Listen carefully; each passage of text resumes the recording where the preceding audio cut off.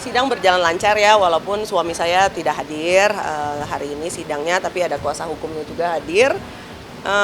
Tinggal apa ya Pak ya? Kita tinggal kesimpulan ya pada dia. Ya, kesimpulan seminggu, 2 minggu kemudian putusan. Ya, dalam seminggu ini akan ada kesimpulan dan dalam 2 minggu ke depan akan ada hasil putusan gitu.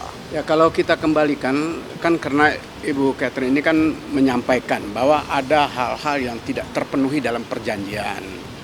Nah, kemudian pembuktian hari ini Pak Idam Asih mengkonter semua apa yang menjadi ketidakpastian dalam memberikan nafkah.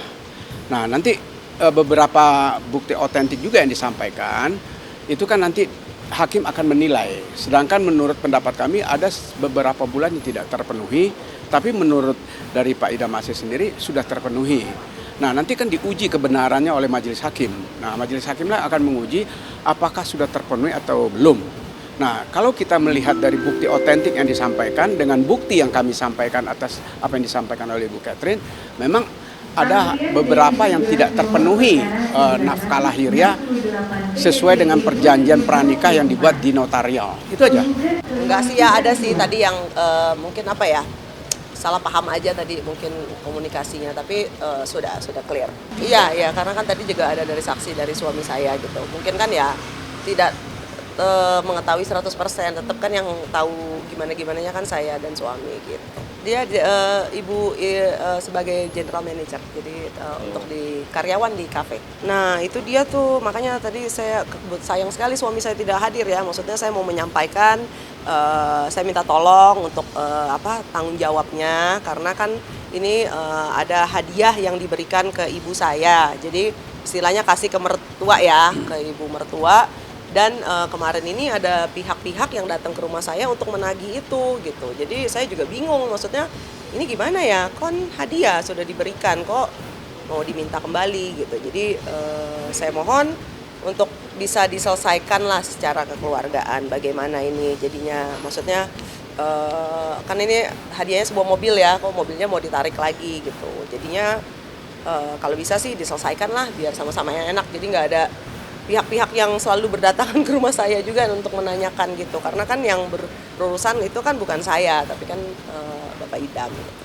Dari leasing, dari pihak leasing kan itu hadiah ya, kan saya nggak tahu kalau itu belinya cash atau kredit, kan saya nggak tahu ya, gimana sih coba kamu dikasih hadiah kamu nggak tahu itu belinya kredit atau cash itu. Jadinya saya pikir udah selesai, maksudnya udah aman gitu. Memang saya selalu menanyakan mana BPKB-nya, tapi suami saya selalu jawab nanti gitu.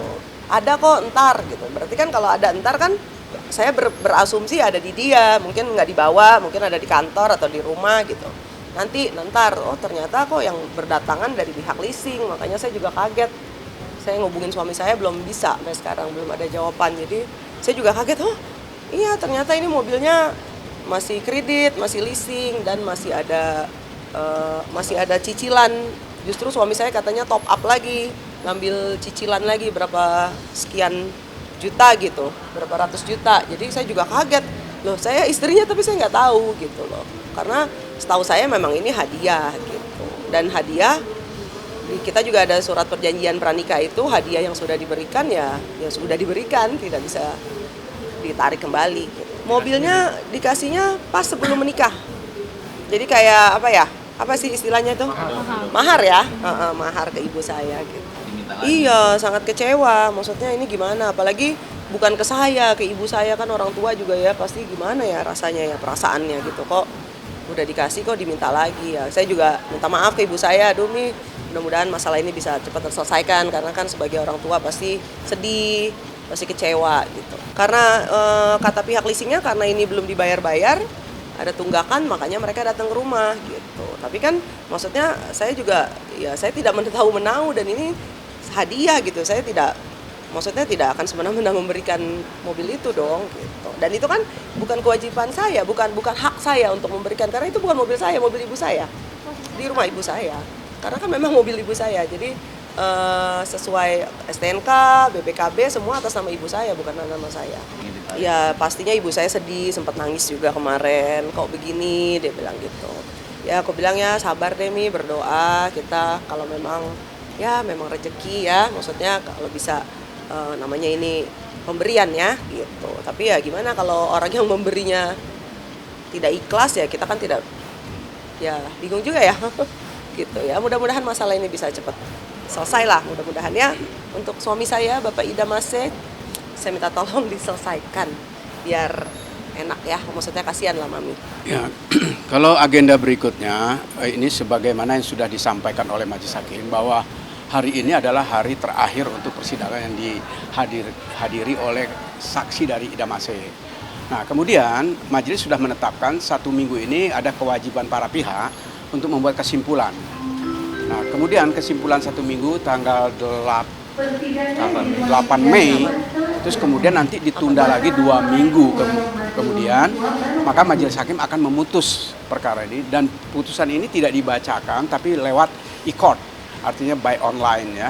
Nah, nanti teman-teman wartawan untuk mengetahui apa yang menjadi isi putusan majelis hakim yang final, nanti bisa komunikasikanlah dengan kita.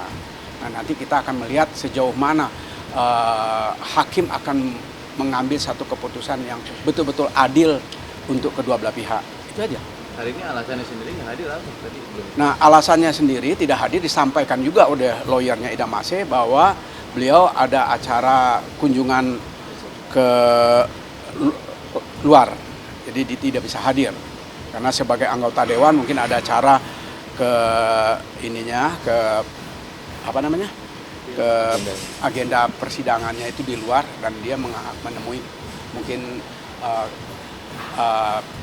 pendukung dia ya, jadi hari ini dia ada di Sulawesi tidak hadir, itu aja. Kalau dari kami sesuai dengan permintaan atau yang diajukan dalam persidangan ini bahwa memang satu itu perceraian, yang kedua itu hak-hak yang belum dipenuhi oleh Pak Idam kepada istrinya itu Bu Catherine, itu aja. Nafkah idah, nafkah mut'ah maupun nafkah terutang atau nafkah lampau, itu aja. Di sini saya ulang lagi ya, maksudnya di sini saya tidak memungut keuntungan ya atau aji mumpung. Wah, mentang-mentang cerai, minta gugatan cerai, saya minta ini minta itu, enggak. Ini hak saya yang belum dipenuhi gitu. Jadi kan sempat lihat berita-berita tuh, wah kok minta duit segini kan mereka nggak tahu. Makanya saya bicara biar pada tahu netizen ya, biar kalian ngerti itu adalah hak-hak saya yang belum terpenuhi dari tahun lalu. Jadinya ya jangan sembarangan berasumsi gitu. Jadi saya nggak minta macam-macam, saya cuma minta hak-hak saya aja, itu aja. Ya, Oke, cukup. Terima kasih. Sidangnya agendanya bukti, kami melampirkan bukti tertulis dengan saksi. Bukti tertulis itu di data bukti Ibu Catherine kemarin, nafkah itu sampai bulan Juni. Sedangkan di kami itu sampai September. Tadi itu kami bisa buktikan bahwa nafkah itu ditransfer sampai di bulan September. Sedangkan di dalilnya Mbak Catherine, mereka sudah pisah dari Februari. Jadi bayangin, dari Februari mereka pisah, Haji Idam klien kami masih menafkahi sampai bulan September. Berarti masih ada 7 bulan, padahal sudah terjadi perpisahan. Nggak ada, jadi Mbak Catherine juga kaget, kok ada ya? Ada, kamu yang nggak periksa. Entah lupa atau tidak diperiksa. Yang kedua, tadi kami sudah hadirkan saksi juga. Saksi dari karyawan manajer operasional kafe itu menjelaskan bahwa selama Mbak Catherine di Makassar, beliau yang mengurus semua keperluannya dari hal terkecil sampai yang besar-besar, dan itu semua memang atas perintah Jidam untuk semua permintaannya Mbak Catherine selama di Makassar itu dipenuhi. Ya, tadi saya sempat katanya mau hadir, cuman memang berangkatnya beliau bilang ada kunjungan dulu, entah kepentingan apa kunjungannya. Tapi kalau biasanya kalau bahasa kunjungan terkait dengan pekerjaan. Oke. Tadi juga dibahas di dalam. Cuman saya tidak mau menanggapi lebih jauh karena hadiah itu katanya diberikan sebelum perkawinan. Artinya tidak masuk ke pokok perkara. Karena yang kita sidangkan kan selama perkawinan. Oke. Nah, terkait itu memang tadi saya sampaikan bahwa nanti saya sampaikan saja ke Haji Idam. Tapi memang sempat saya dengar bahwa menurut Haji Idam sebenarnya itu bukan hadiah. Itu buat dipakai aja selama di Jakarta. Kalau bolak-balik. Nah, tapi untuk lebih jelasnya saya belum terlalu paham. Tapi yang jelas itu di luar dari materi persidangan. Perjanjian pranikah, hadiah yang sudah dikasih. Ini perjanjian pranikah itu tidak mengatur mengenai hadiah, hanya mengatur pemisahan harta dan pemisahan hutang. Cuma dua. Adik-adik boleh baca. Tidak ada hal lain yang boleh di perjanjian pranikah. Makanya mengenai nafkah yang diperjanjikan itu kami tolak keras. Karena nafkah memang tidak boleh diperjanjikan. Nah, itu dia, itu substansi jawabannya. Jadi tidak boleh ada hadiah diperjanjikan di pranikah. Apalagi memang tidak ada perjanjian itu di dalam perjanjian pranikah. Banyak hal termasuk. Nah, ada satu poin yang mereka luput.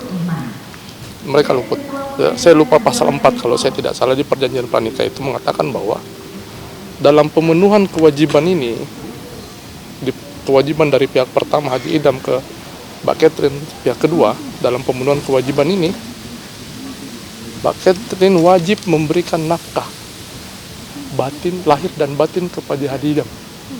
Oke, makanya saya bilang dari awal sama adik, ini perjanjian timbal balik.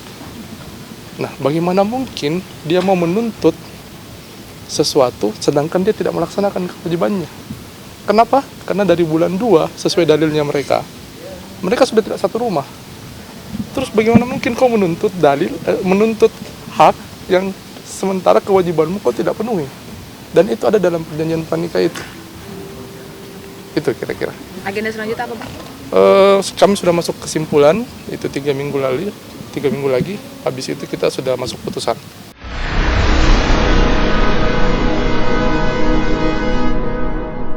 Jadi jangan lupa untuk subscribe Cumi Cumi. Ditekan ya tombol lonceng merahnya.